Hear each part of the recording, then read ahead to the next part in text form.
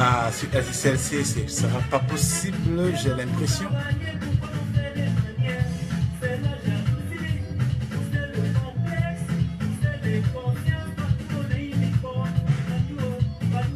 Patou, Welisane.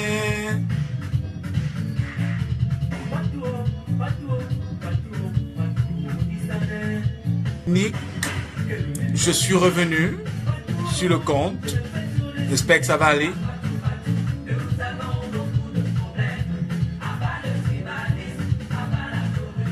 Ah, le cher aîné Patrick, merci. Ta présence m'honore.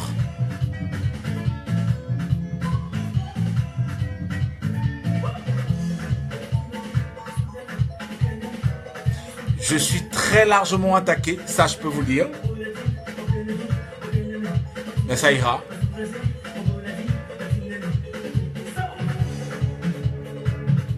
Innocent en prison. Yo.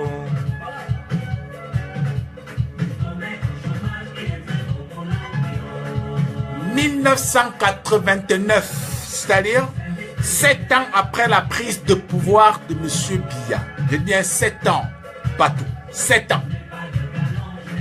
Oui, il y a des coupures parce que je suis attaqué, tous les comptes sont attaqués, que ce soit sur le 4e pouvoir, LCLC, mon compte Facebook, c'est compliqué, donc. On verra ce que ça va donner. Effectivement, il y a des problèmes de signal. Effectivement, je vous confirme.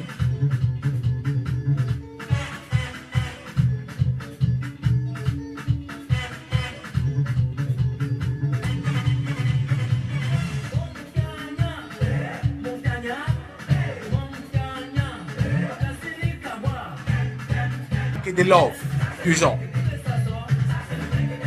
Multiplier les love pour que Facebook ne coupe pas le live, en fait. Je pense les comptes sont hyper attaqués.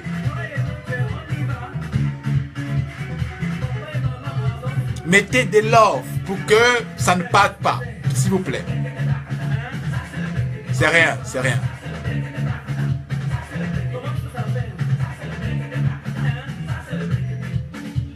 Mais je ne peux pas décrocher des coups de fil, n'importe comment.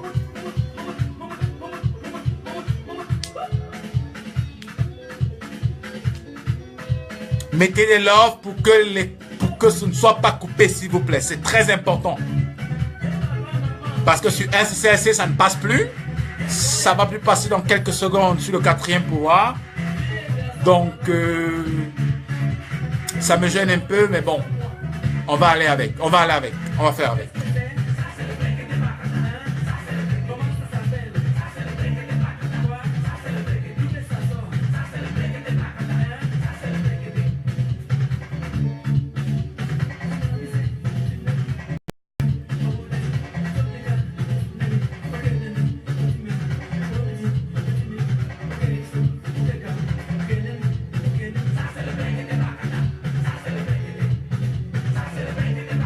Ah, mon ami Manarakis a désiré, bonsoir.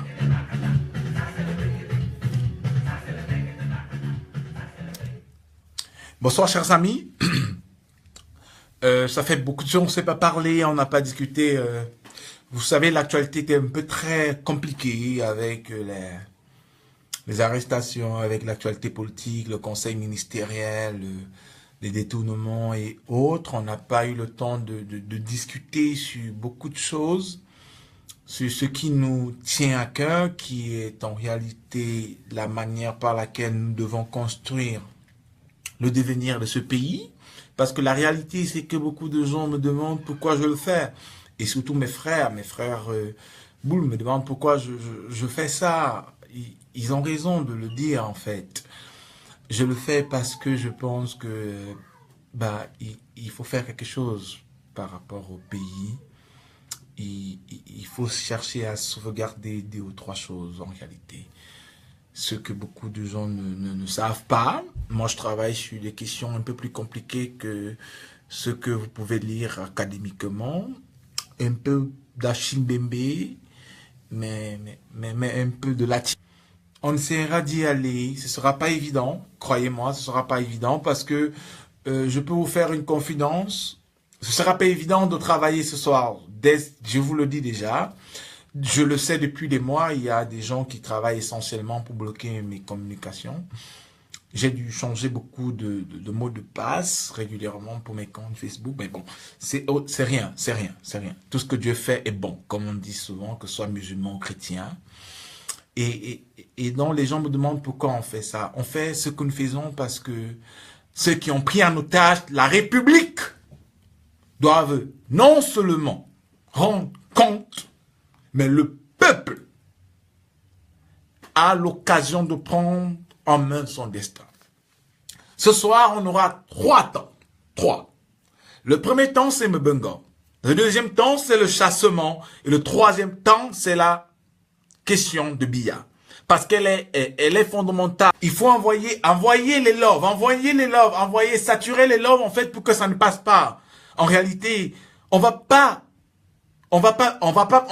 travailler ensemble ce soir si vous ne compterez pas ceux qui sont en train de travailler. Parce que ne pensez pas que vous êtes seul. Ne pensez jamais que les gens partagent vos convictions, vous partagent vos idées, veulent être comme vous, veulent changer le Cameroun.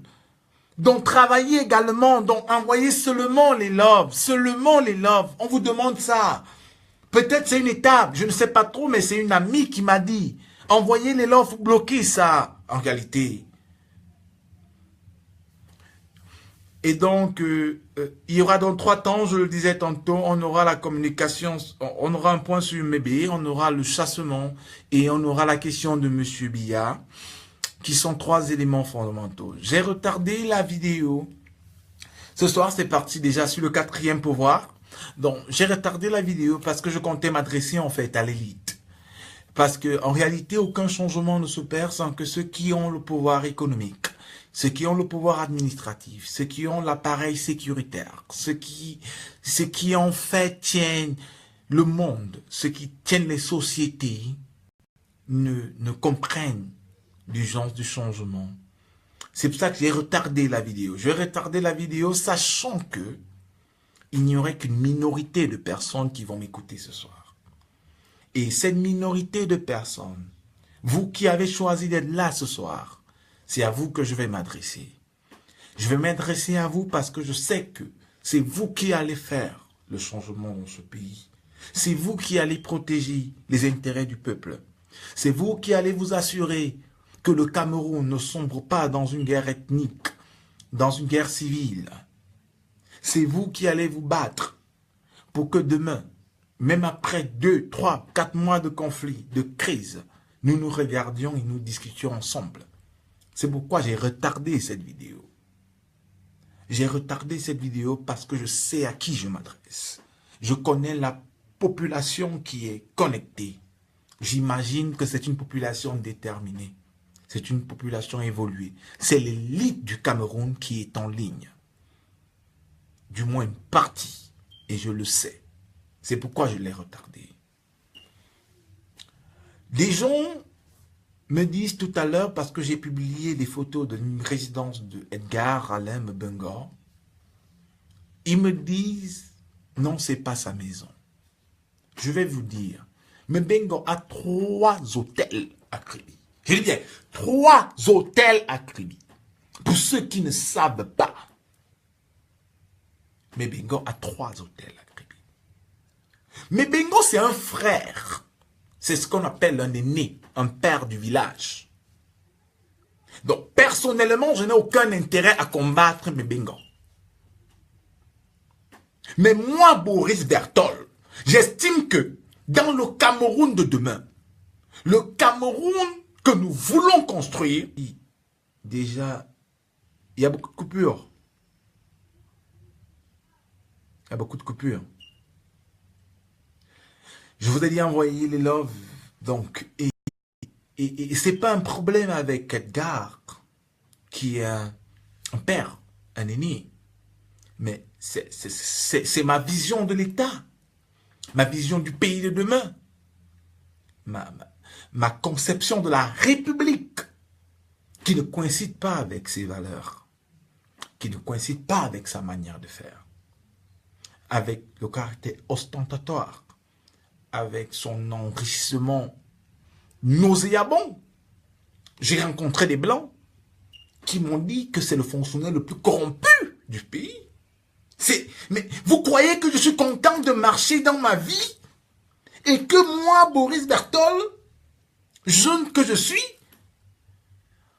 on me regarde comme un corrompu alors qu'on m'appelle pour des questions stratégiques, des questions liées au droit d'asile, aux questions de migration, pour valider des dossiers des Camerounais ou des Africains qui veulent avoir un statut. Vous croyez que je suis content que le regard qu'on porte sur moi, c'est ça? Et qu'on me rappelle ce type de questions, que tel me dise qu'il a rencontré telle personne qui a eu affaire au Cameroun avec telle autre. Vous croyez que je peux être content de vivre ça et de savoir ça? Vous avez pensé d'abord à nous. Je pense d'abord un peu à moi en fait. Non. Et c'est vous également. C'est l'État, en réalité, qui perd. Parce que tout cet argent qui est volé, nous allons le rembourser. On dit ce soir que la maison de Kribi n'appartient pas à Mebengo. On dit ce soir que la maison de Kribi appartient à un avocat. On dit ce soir que Gongo serait lié à cette maison. Mais c'est du pipeau. C'est du pipeau. Cette maison, la maison dont vous voyez les photos là, je l'ai fait vérifier pendant 4 heures de temps. Pourquoi j'ai fait vérifier cette maison en réalité? Parce que j'ai soupçonné qu'il pouvait avoir de la manipulation derrière le cas Mebengo. Parce que j'ai craint que je sois instrumentalisé pour régler les comptes. J'ai demandé à des gens de regarder si effectivement il s'agissait de la maison de Edgar Alain Mebengo. Effectivement, cette maison est celle de Edgar Alain Mebengo. Mais, s'il vous plaît, partagez la vidéo, mettez les likes. On est vraiment très saturé. Je n'arrive plus à être connecté sur le 4e pouvoir, ni sur LCCLC. C'est très complexe. Je vais essayer de voir quelque chose, d'ouvrir des fenêtres pour faire entrer le son. Je vais essayer de voir si ça pourrait aller, mais je ne suis pas très certain. Mais c'est des questions d'attaque relatives aux attaques qu'on subit actuellement. Vous imaginez très bien, c'est très compliqué. Donc, ceux qui sont sur mon compte, est-ce que vous me recevez sur mon compte, s'il vous plaît? Dites-moi que vous me recevez sur mon compte, s'il vous plaît. Je ne vous reçois pas, c'est très compliqué ce soir en réalité. On a des attaques de partout et...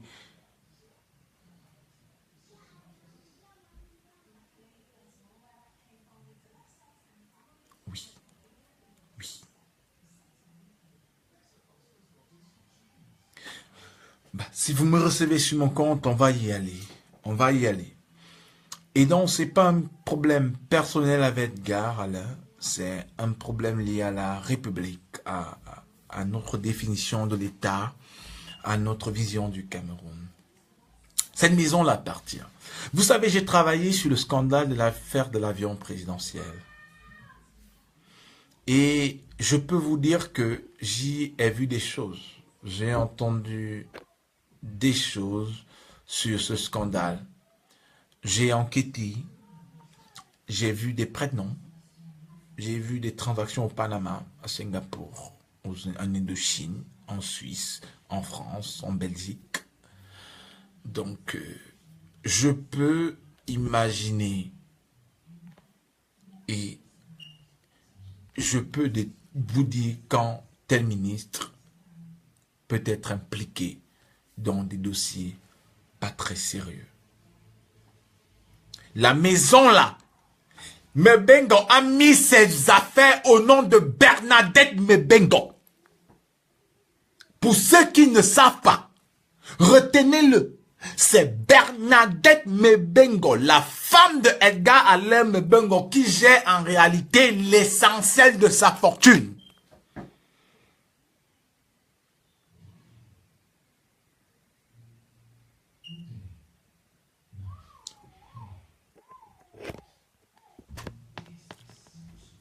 Donc, ne pensez pas que parce que vous allez voir des prête-noms derrière des noms, ça veut dire que Mebengo n'est pas derrière. Mebengo est le fonctionnaire le plus riche de la République du Cameroun. Ne vous trompez jamais de cible. Ça dit que oubliez ça. Je ne vais pas revenir sur ce que j'ai dit. Je ne vais pas revenir sur tout un ensemble d'éléments que j'ai mis à votre portée et à notre portée. Mais ce que je peux vous dire, c'est que son parc automobile au Hilton, il est en train de le vendre. Mebengo avait un parc automobile au Hilton où toutes les délégations d'officiels qui arrivaient au Cameroun louaient ces voitures et ça entrait dans les comptes bancaires de sa femme. C'est sa femme qui avait ce parc automobile. Est-ce que vous m'écoutez très bien? Voilà où Bébé Doc nous a amenés.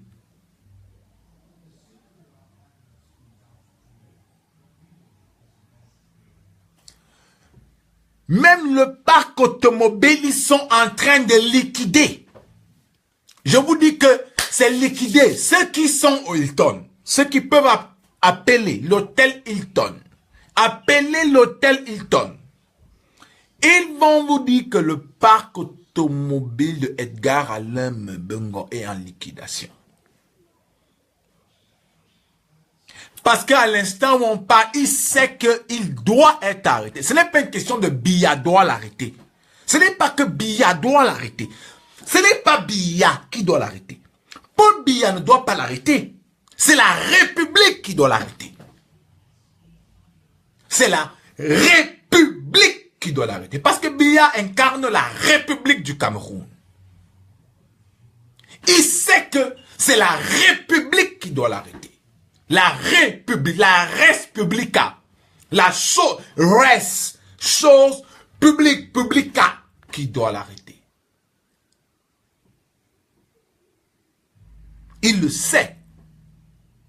Il sait que lui-même, s'il était sérieux, il serait allé se rendre, soit au TCS, soit à la gendarmerie, pour dire arrêtez-moi. Mebengo, je n'entre pas dans ces dossiers. Moi, je n'ai jamais vu Mebengo. J'ai fait 7 ans de journalisme politique. Dès 2009, lorsque j'ai appris j'ai entendu les manœuvres lorsqu'il était DGSN de ce monsieur. J'ai compris que je n'avais rien à faire avec lui. Mais Bengo a mis en prison. Écoutez-moi bien. Mara Famiwea, Jean-Marie Atangana Mabara, Yves Michel Foot. Ils les ont tous mis. Des gens qui dans leur vie l'ont protégé, ont été ses amis. C'est pour vous dire, le président n'est pas fou. Biya, j'y reviendrai. Biya doit partir. Il doit, c'est un point sur lequel je ne discute pas.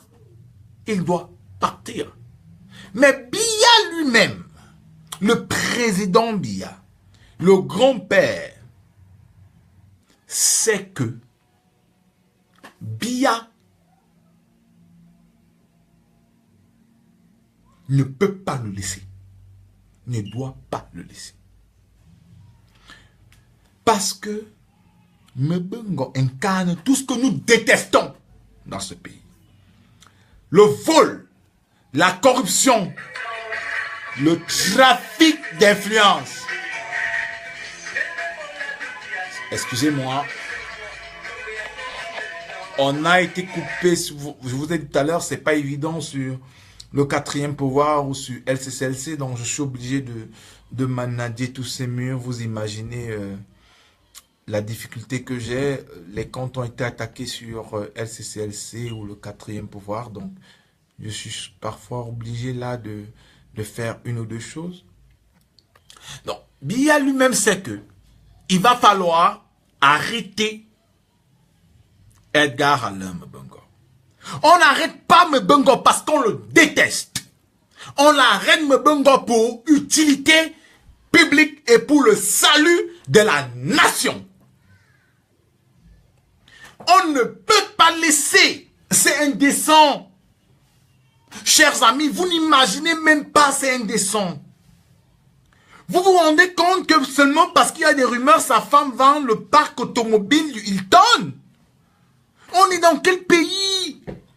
Vous voulez bâtir quelle république? Vous qui voulez le changement, vous voulez être dans quel pays? Vous voulez vivre dans quoi? Il a enfermé Polycarpe Ababa. Polycarpe Ababa qui était de Zoé Télé. C'est lui qui montait les dossiers contre Polycarpe Ababa, qui est un des intellectuels les plus compétents, mais qui également a des dossiers à se reprocher. Par contre, il faut que je le dise également. Mais là n'est pas le problème. On pourrait y revenir. Il a mis en prison toute l'élite que vous voyez à Kondengui ou au 7 a été mise en prison par Mbengo.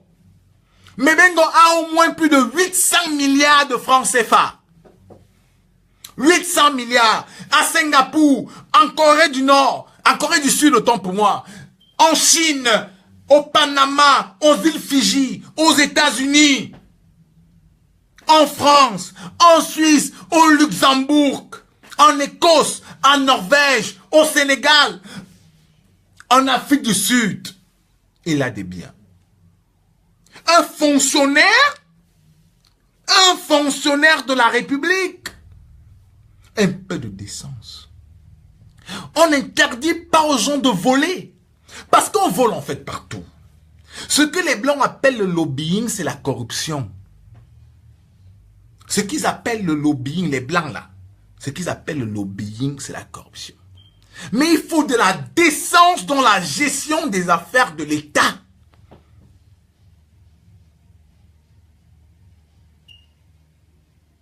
Des gens ne peuvent pas travailler 17 ans, 20 ans dans un pays, gagner 35 000, pendant que d'autres ont des milliards qu'ils ne vont même pas utiliser. Jacob Zuma a été mis en examen et il va aller en prison, ce monsieur, s'il s'amuse. Le procureur a décidé d'enquêter sur lui. L'ancien président sud-africain. Il était président combien de fois, Mbengo? Nous devons saisir Tous les biens de Edgar Alain Mébé, tous les biens doivent être saisis. Il a vendu, il est en train de vendre sa maison, l'une de ses maisons, en passant. L'une de ses maisons, parce que Mebengo a des maisons au 16e, a des maisons au 14e, au 17e, en France. Ça, je vous parle de la France, hein. Je vous parle de Makobo, de Mayum. Les affaires de la France. Vous ne connaissez pas ces maisons en Suisse. Ces maisons au Luxembourg. Ces maisons aux États-Unis. Parce que c'était un... Ça dit qu'il connaît bien les États-Unis. Vous ne connaissez pas ces maisons à Washington. À New York. L'argent de qui? Qui va rembourser l'argent qu'ils ont volé?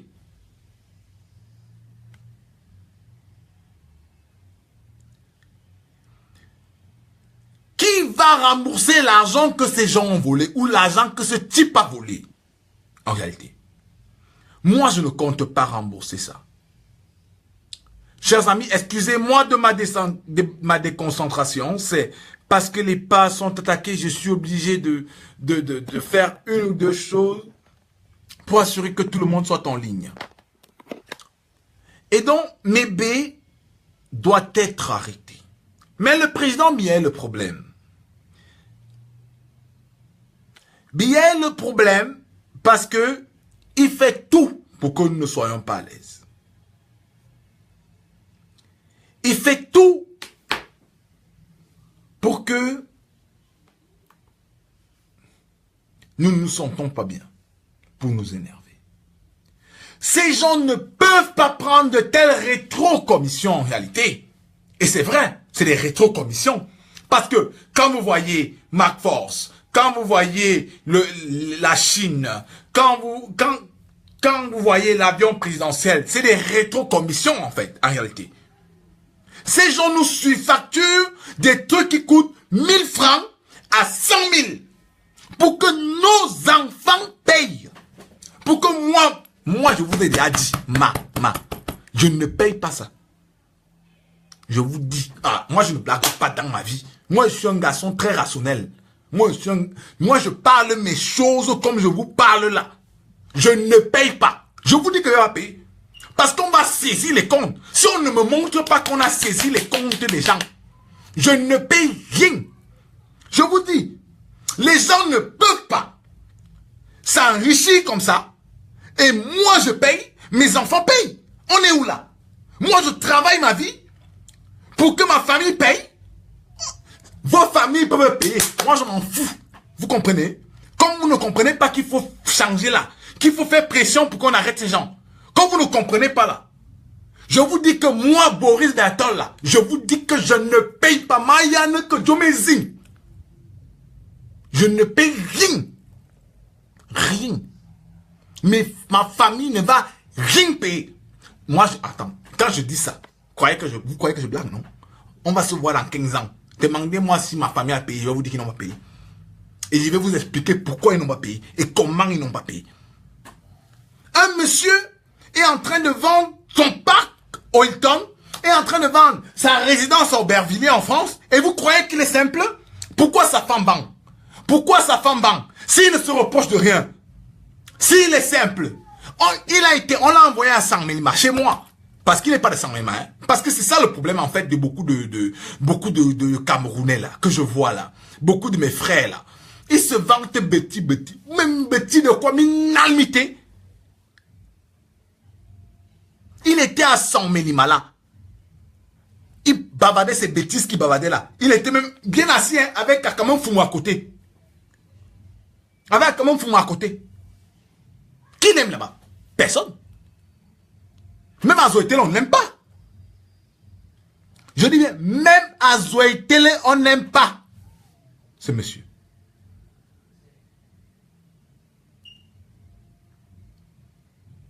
On ne peut pas le garder. Mais le président Biya, c'est un monsieur qui aime les feignants. En analyse du comportement, je dirais, Biya a tellement évolué, soit idiot, dans un environnement où il était méprisé, stigmatisé, réduit à la moindre essence qu'à un moment donné, il a pu croire qu'il ne vaut rien. Ça fait en sorte qu'il a intériorisé son infériorité. Ce qui l'amène aujourd'hui à penser qu'il ne vaut rien. C'est un problème auquel le président Biya est confronté aujourd'hui et dont il a été confronté depuis au moins 20 ans. Et ça, je vous parle en termes d'analyse du comportement. Il aime les profils comme Mebengo. Donc ne soyez pas surpris que Biya nomme Mebengo ambassadeur ou sénateur dans ce pays. On ne peut pas l'accepter.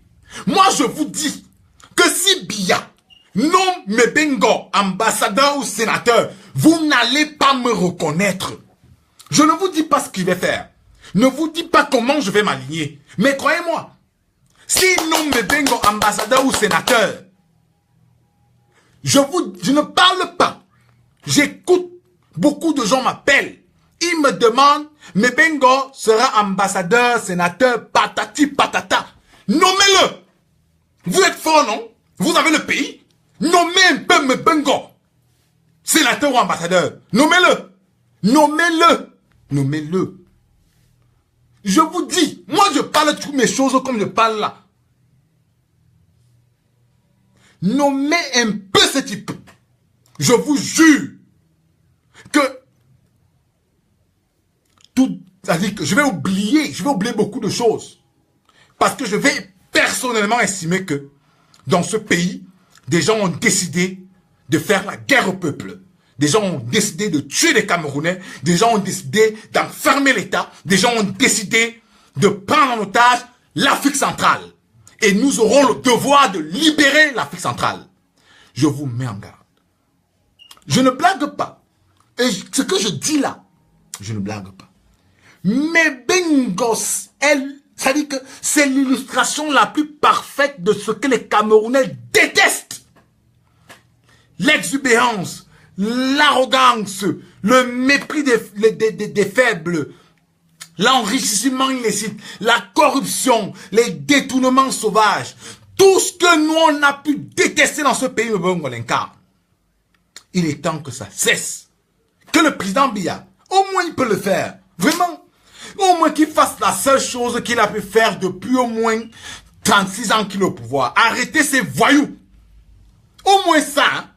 Pour au moins ça, je me tais. Parce que je sais que beaucoup de Camerounais à la place de Biya auraient fait la même chose. Je ne parle là. Je le sais. Intérieurement également. Beaucoup de Camerounais auraient géré le Cameroun comme Paul Biya. Donc si Paul Biya, à son âge là, peut nous aider à dégager ces gens, qu'il le fasse. Mais s'il décide d'aller comme je le vois, vouloir aller là, tant mieux. Tant mieux. Mais moi là, moi Boris Bertol là, vous nommez Mebengo ambassadeur ou sénateur, ou vous le laissez en liberté. Je vais comprendre que vous avez décidé de faire la guerre au peuple. Vous avez décidé de tuer. Vous maintenez. Parce que ce ne sert à rien d'autre que la sorcellerie, une déclaration de guerre. Je parle avec beaucoup de colère quand je parle de ce monsieur. Parce que je suis convaincu d'une seule chose. Qu'on n'aurait pas eu tant de malheur s'il n'y avait plus. Et le drame, les amis, c'est que monsieur Biya qui garde Mebengo là, il pouvait mourir parce que Mebengo n'avait pas payé ses factures de kérosène. Biya pouvait tomber dans un avion. C'est-à-dire que le Cameroun aurait pu être dans une situation critique il y a encore 10 ans parce que l'avion du président n'avait pas de kérosène, parce qu'un directeur du cabinet civil avait détourné cet argent. Vous vous rendez compte? Et ça fait 2 semaines il est encore en liberté. Mais c'est même quoi? Mais il faut l'arrêter, on passe à autre chose. Mais il va le maintenir. Parce qu'il veut l'arrêter après les élections sénatoriales. Ou même encore à la veille des élections. Pour nous manipuler. Pour nous prendre pour Parce que Biya, il est trop intelligent. Biya, c'est le meilleur sociologue du Cameroun. Ne vous trompez pas. C'est le meilleur sociologue du Cameroun. Il connaît très bien ce pays. L'échec de l'opposition dans ce pays a été de penser que Biya est un idiot. Biya est tout sauf un idiot. Ne vous trompez jamais. Il lit beaucoup. Il écoute beaucoup. Il a beaucoup de renseignements. Il connaît l'État. C'est un monsieur qui a d'abord fait au moins 25 ans dans l'appareil administratif et aux fonctions qui lui permettaient d'avoir accès à des éléments les plus essentiels sur les parcours, les profils, la gestion. Donc, il a un savoir. Il a une expérience. Il a des connaissances. Il a des réseaux aujourd'hui qui peuvent le permettre de comprendre qui est qui fait quoi. En dépit, en fait, du fait que c'est un paresseux. En dépit, en fait, qu'il ne travaille pas pour le développement du pays. C'est un monsieur qui travaille pour se maintenir au pouvoir. Et vous devez le savoir. Vous devez le comprendre. Et il faut analyser M. Biya dans ce sens. Mais, pour justement arriver au chassement, pourquoi le chassement est important à partir des cas comme Bengo? Parce que qu'est-ce que le chassement, en réalité? Le chassement n'est qu'un néologisme. Ça n'existe ni en français, ni en anglais. Il n'y a pas de terme chassement, en français ou en anglais. Chassement veut dire faire partir quelqu'un. Moi, ma position est claire. Que ce soit René Sadi, Betty, Laurent Esso, Motazé, Fumanakam, Akaman Fumu, Akeremuna, Maurice Kamto, ou même Don Fundi, je m'en fous. J'estime que le président Biya n'a plus les capacités intellectuelles, physiques, de créer ce qu'on appelle en anglais le good feeling.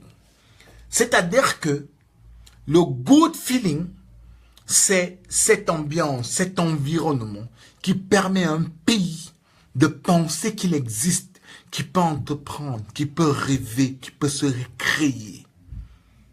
Le Cameroun ne traverse pas seulement une crise politique. La crise anglophone, c'est pas seulement une crise politique.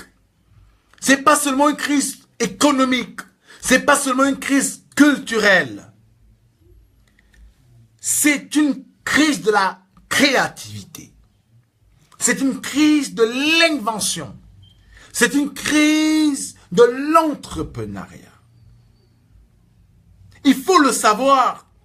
On est dans une crise structurelle qui empêche même les gens qui veulent apporter un plus au développement du pays à s'investir.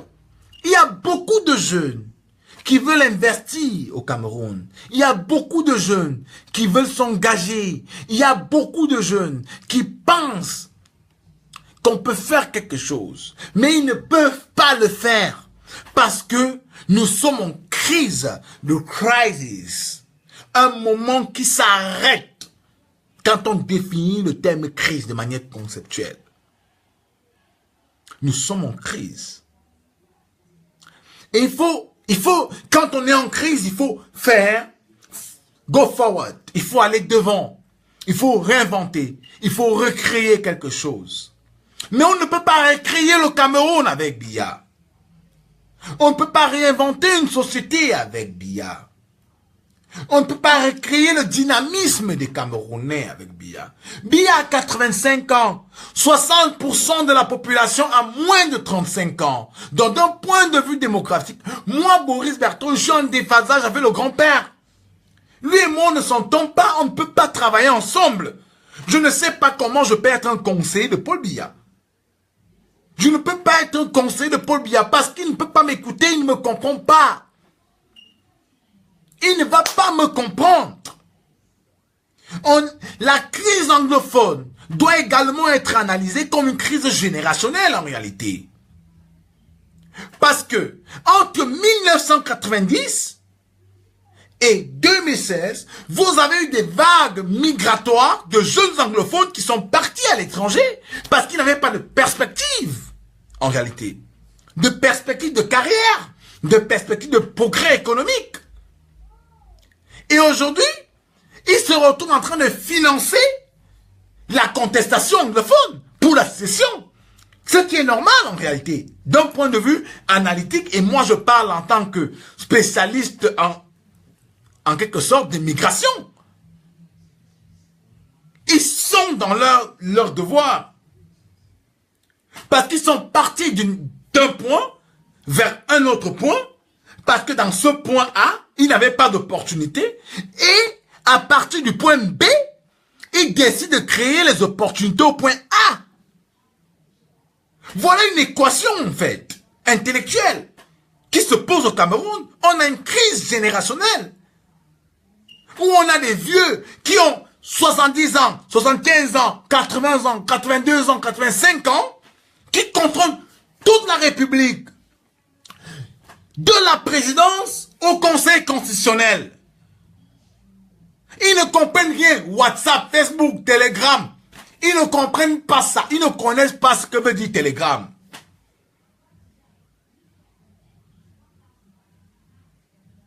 Ils ne connaissent même pas Telegram.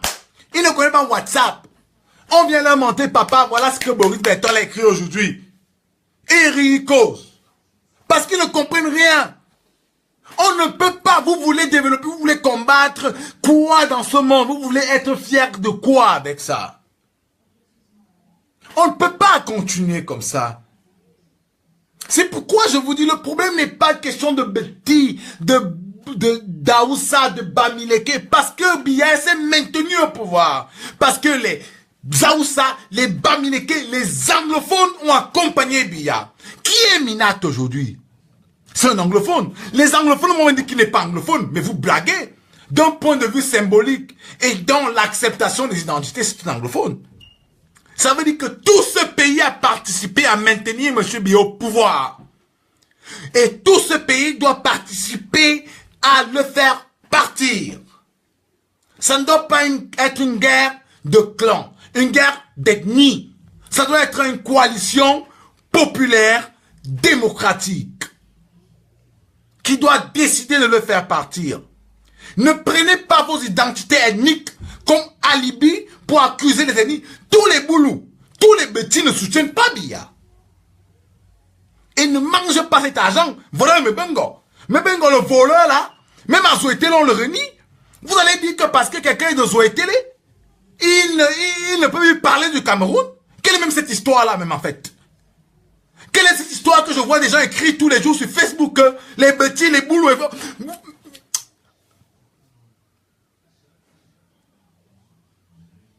Voilà, Zoétélé. On a dansé fait partie, Mebengo.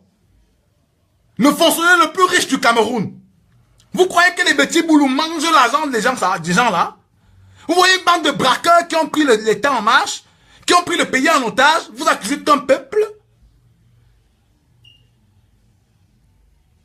Les anglophones là ne sont pas tués par les petits, les boulous, ou les bamileke, ou les nordistes. Les anglophones sont tués par une coalition de macros. C'est ça qui est la vérité. Comme les frères ivoiriens disent. Il ne faut pas accuser un groupe ethnique dans ce pays. Vous vous trompez d'analyse. On vous parle d'état tribal. Oui. Je suis d'accord, hein. Je suis d'accord. Parce qu'en réalité, il y a une minorité de gens qui sont bêtis, qu'on peut retrouver à des postes essentiels à la République. Donc, d'un point analytique, on peut parler d'état tribal. Mais l'état tribal ne vit que parce qu'il y a des coalitions. L'état tribal ne peut pas être homogène. Il ne peut pas exister sans que des gens ne s'associent à ça. Et on ne peut pas dissocier donc les complices d'un meurtre. C'est-à-dire que s'il y a deux personnes qui tuent et qu'il y a des gens qui ont préparé la logistique, qui ont acheté les armes, qui ont donné les armes, qui ont organisé la fuite, on ne les laisse pas. Ça veut dire que tous les Bamileke, tous les nordistes, tous les anglophones qui ont amené à ce qu'on soit dans ce chaos doivent également être punis. Pourquoi vous pensez que les bêtis sont seulement les gens de l'État? Non. Non, je dis non. Le chassement que vous voyez là, ce n'est pas ça le chassement. Le chassement, c'est ça. C'est de nouvelles valeurs qu'il faut recréer. Une nouvelle manière de penser l'État, de penser la société. Aller au-delà de l'identité. De se dire, on peut recréer un nouveau pays. On peut réinventer un Cameroun. Au-delà de vos ennemis. Vous allez dire quoi en fait? Des Camerounais qui sont multi-ethniques. Des Camerounais qui ont épousé des femmes d'ailleurs. Des Camerounais même qui sont partis épouser des blanches. Qui ne connaissent même pas d'où ils viennent. Vous allez dire quoi d'eux? Dans vos petites batailles là pour chasser Biya. Ce n'est pas seulement Biya le problème en réalité. C'est nous également le problème. Notre représentation du pouvoir. Notre conception de l'identité. Notre conception des relations interethniques. Notre vivre ensemble. Comment on perçoit notre voisin. Notre copine. Notre ami. Est-ce un frère? Est-ce un camarade? Ou est-ce d'abord le Bassa, le Mbamoa, le Fulbé? Voilà comment vous devez penser cette société. Ce monde. C'est ça le chassement. C'est ça le chassement. Vous ne pouvez pas réaliser votre devenir. On ne peut pas sortir de cette grande nuit si on décide de stigmatiser des groupes. Parce que Biya ne pouvait pas gouverner ce pays comme ça sans les gens. On appelle ça complicité pour meurtre. Et on est puni. Et je suis pas là, ex-cathédra. Ex-cathédra. Je dis bien ex-cathédra.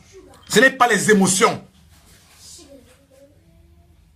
que les gens ont souvent.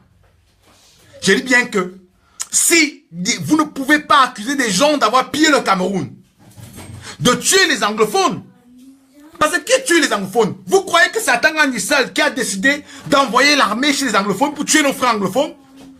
Nos frères anglophones, en fait, qui mènent un combat juste, ils n'ont pas d'hôpitaux, ils n'ont pas de routes, on nomme des magistrats francophones pour juger des prisonniers qui ne parlent pas français, pour discuter avec les avocats qui parlent anglais. Vous croyez vraiment que c'est Biya? C'est une coalition de bandits? Quelle est cette naïveté dans ce pays? Ce n'est pas Biya. Il faut dépasser cela.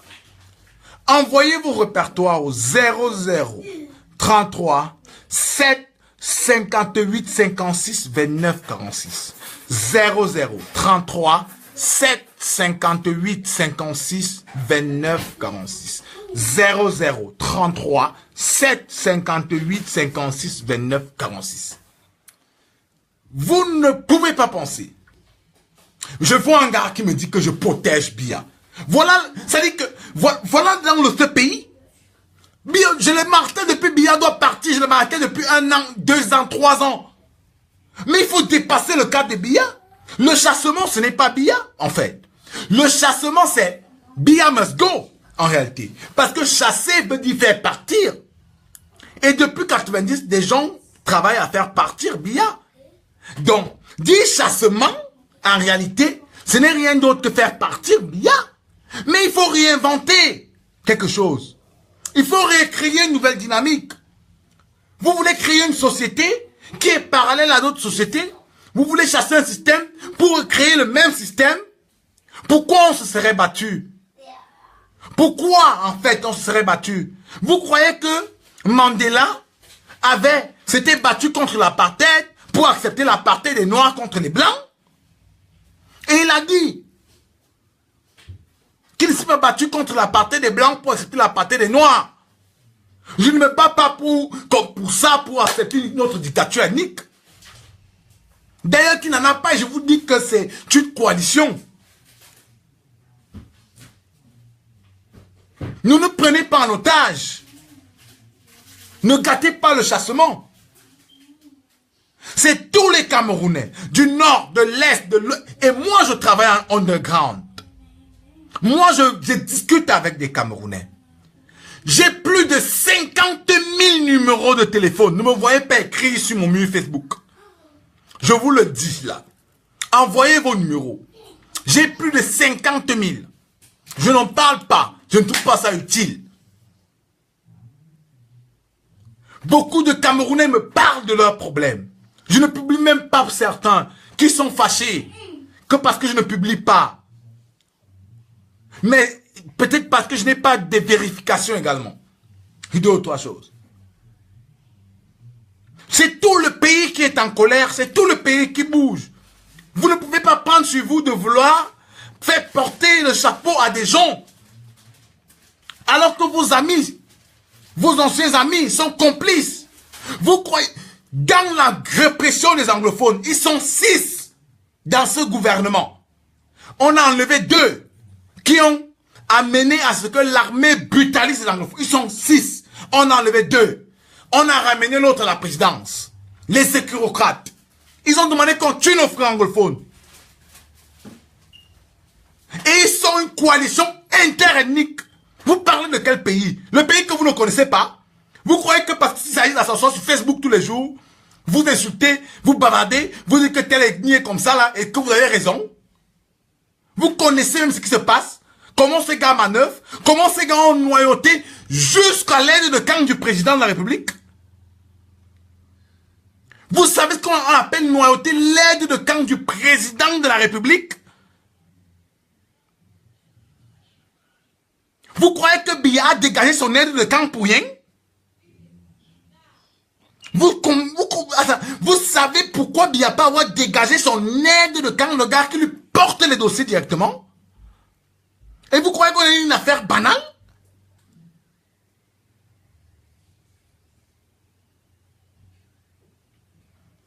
Je vous dis que ceux qui ont pris ce pays en otage, c'est une coalition de voyous.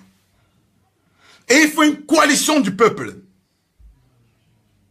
Vous ne pouvez pas vous acharner sur les gens. Vous allez gâter tout ce qu'on est en train de bâtir. Et moi, je ne peux pas l'accepter. Je vous le dis déjà, je ne peux pas l'accepter.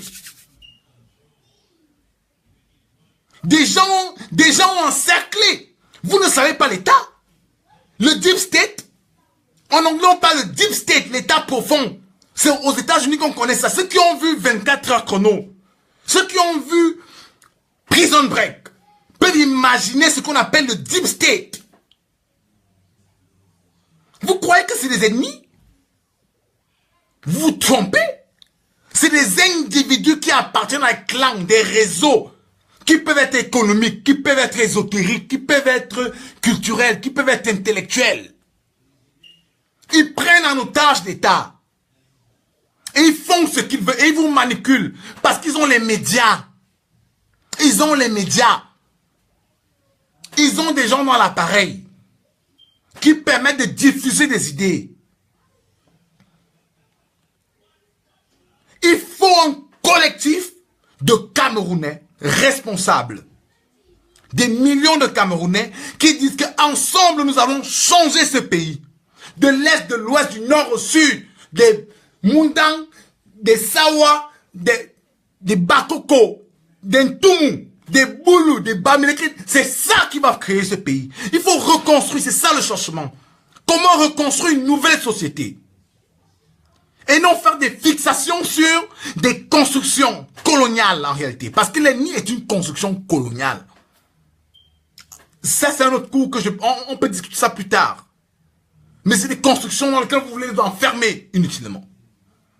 Ces gens, en fait, utilisent ces identités pour se maintenir au pouvoir. Ils n'en ont rien à foutre. Je dis bien, rien à foutre. Et vous ne pouvez pas leur donner un chèque en blanc. Vous ne pouvez pas continuer. Vous voulez faire le chassement. Vous voulez qu'on fasse le chassement. Vous voulez qu'on fasse partir M. Biya. Et je l'ai dit depuis. Le président Biya, il doit partir. D'un point de vue physique, j'estime qu'un président qui a 85 ans, voire plus, ne peut pas avoir les capacités de gérer un État comme le Cameroun. Ne peut pas avoir... Les Camerounais, c'est un peuple très complexe. Même d'un point de vue physique, il doit partir. Ça n'a rien à voir avec le contexte régional, avec le contexte international, ou le contexte national en fait, avec la crise anglophone. Parce que Biya ne va jamais accepter le fédéralisme, une décentralisation poussée, ou encore la sécession, qui est plus grave. Aujourd'hui, on ne sait même pas où est Ayoub Tabé. Qui peut me dire où est Ayoub Tabé dans cette république? Où est Ayoub Tabé? Où sont les 42 détenus qu'on a arrêtés au Nigeria? Dans un pays sérieux, on ne peut pas les maintenir pendant 2 mois comme ça. Parce que là, ça ne fait qu'activer en fait la répression. Moi, je discute avec les gens. J'écoute les Camerounais. Je les entends dans mes inbox, des coups de fil. Je ne travaille même pas pour mes recherches, pour les organisations pour lesquelles je dois rendre les rapports. Parce que j'écoute les gens. Où est Ayoub Tabé? Il va falloir que dans les jours à venir, on nous dise où est Ayoub Tabé. Il va falloir qu'on nous dise où est Ayoub Tabé. On ne peut pas avoir transformé du jour au lendemain des Camerounais avec qui on buvait de la bouillie, on mangeait de la sauce arachide, on mangeait du pomme, du taro. On nous dit qu'ils sont devenus des sécessionnistes. Et moi, je ne crois pas en ça. Je crois que la sécession a été une fabrication des bandits à Yaoundé. Je dis bien, je crois que la sécession a été une fabrication des bandits à Yaoundé. À quelle fin? Je ne sais pas.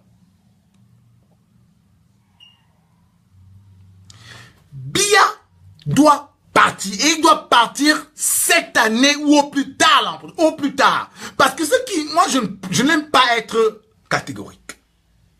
Il faut toujours ouvrir des espaces dans la vie pour pouvoir négocier. Biya doit partir. Il doit partir au plus tard en 2018.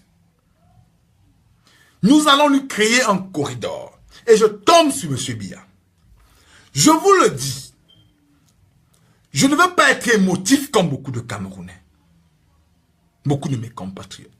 Je comprends tout le mal que Biya a fait à ce pays.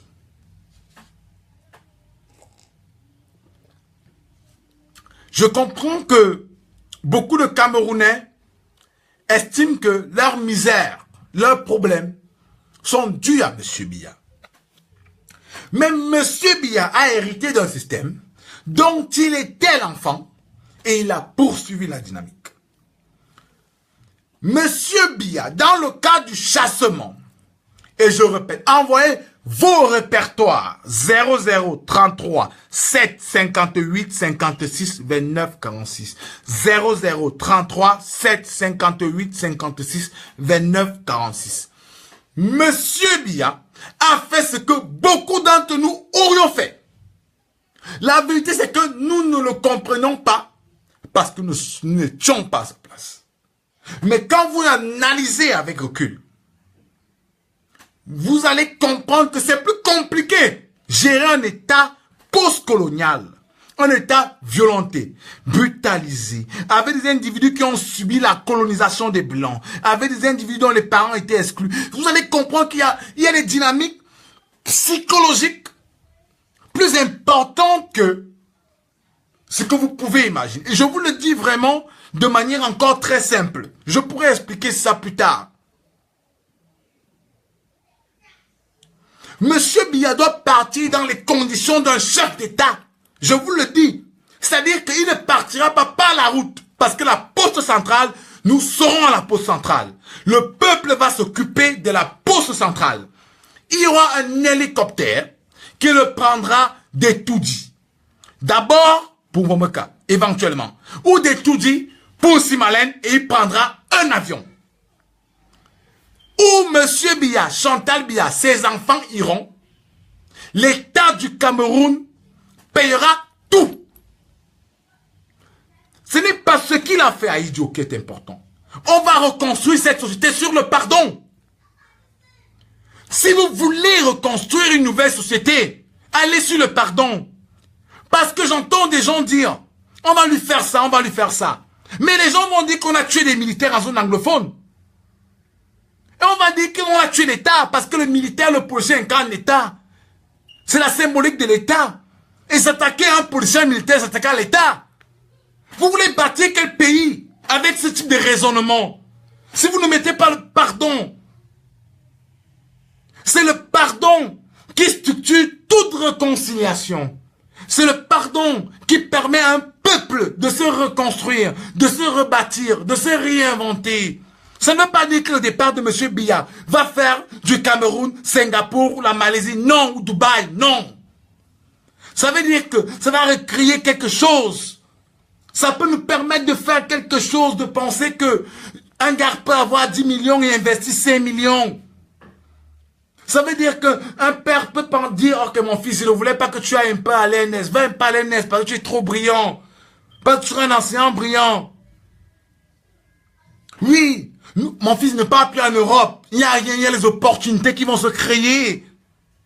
C'est ça le good feeling. C'est ce qu'il faut penser. Et c'est le pardon qui va rebâtir cette société. C'est notre capacité à pardonner. Jésus pardonnait. Martin Luther King pardonnait. Thoreau pardonnait. Pourquoi vous n'allez pas pardonner?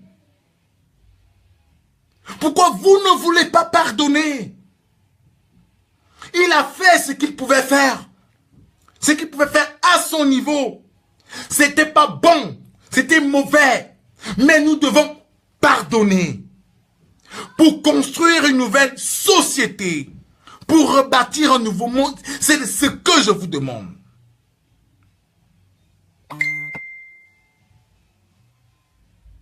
C'est ça que je vous demande. Il faut pardonner pour aller de l'avant dans la vie.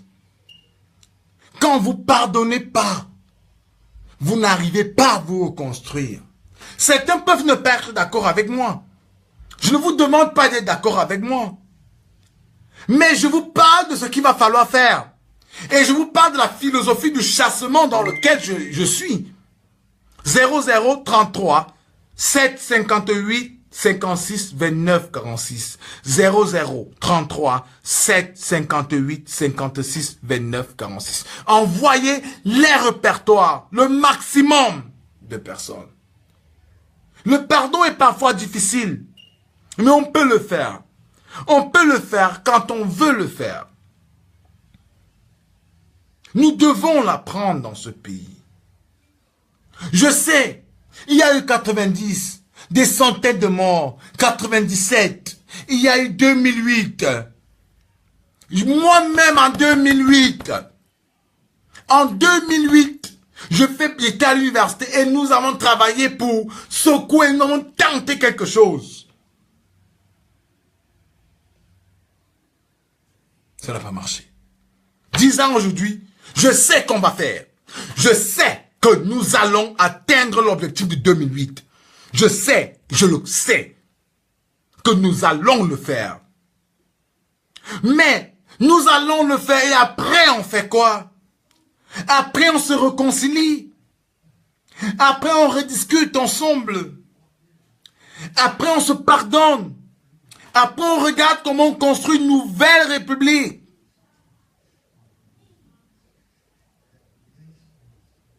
Voilà. Ça ne veut pas dire que ceux qui ont volé, il n'y a pas de pardon sans justice. Écoutez-moi bien.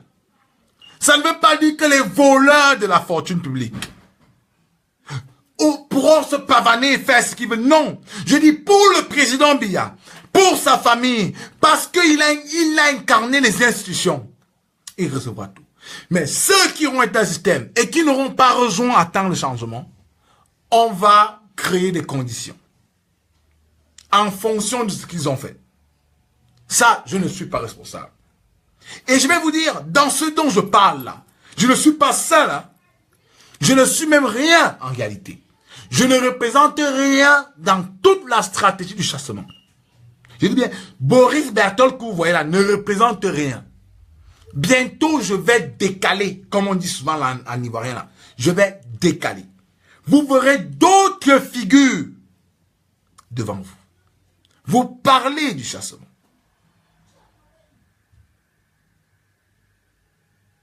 On ne va pas laisser tout ce qu'on voulait. Non, c'est pas ce que je dis. Le président Biya, ce que je dis, devra avoir le statut d'un chef d'État. Mais tous ceux qui auront décidé de prendre en otage la République pour le maintenir au pouvoir, y compris aux 2 heures, devront répondre. Il faut me comprendre très bien. Il faut me comprendre très bien. Biya doit partir. Et il faut le faire partir. Parce qu'il n'a plus les capacités physiques, mentales. Oh, il est pris en otage. Mais tous ceux qui vont le soutenir, jusqu'à la dernière minute, devront répondre.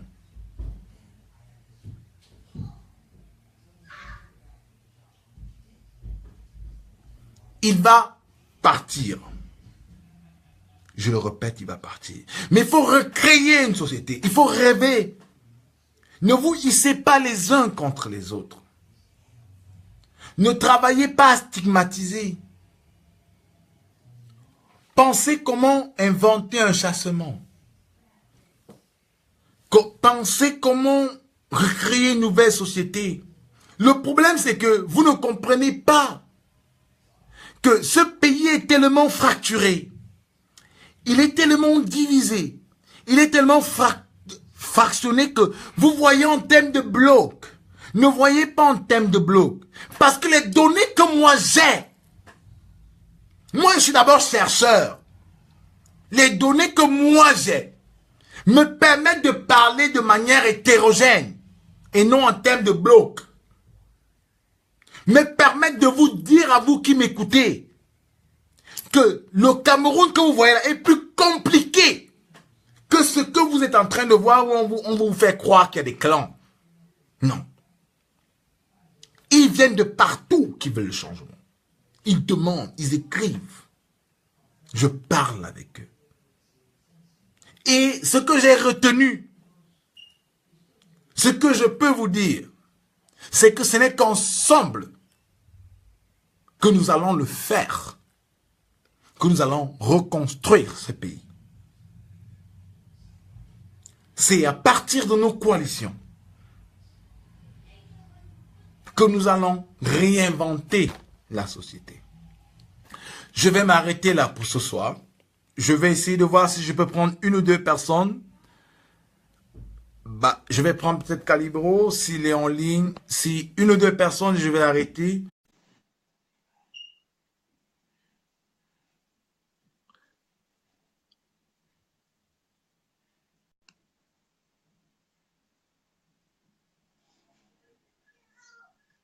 Calibro n'est pas en ligne. Je vais essayer de voir si on peut avoir une autre personne. Si Eddie est en ligne. Je ne suis pas habitué à prendre les gens, mais je crois que peut-être je voulais prendre 1 ou 2 personnes.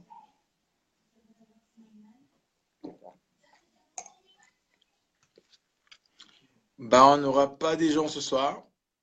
Donc, portez-vous bien et à la semaine prochaine. Merci.